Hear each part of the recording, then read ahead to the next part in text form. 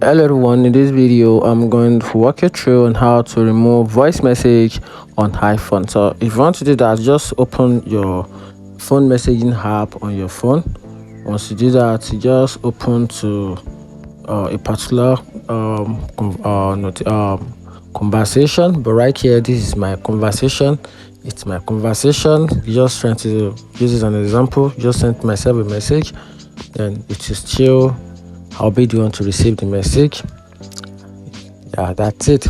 So right now I'm going to send a message. So if you want to remove the voice message, right here, this is a voice message at the microphone button at the right down button or the bottom of the screen, which is the microphone. If you tap on it, it will record it will transcript your voice into text. And if you also use this part also, this also use your record your audio, send it as a voice note.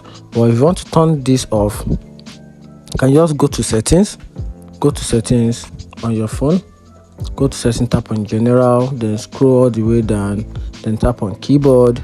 Then under keyboard, scroll all the way down, then on the option where you have this enable dictation, just turn this off. Then whenever we are recording voice, it will not be sent as a text, or the keyboard will not transcript your voice into message. And that's how you can do that. So turn it off, and if you go back again, just say that you use the microphone button, try to say a couple of words, it will not put down any message. And that's it. If you find this video helpful, turn on the notification button and follow for more. Thank you.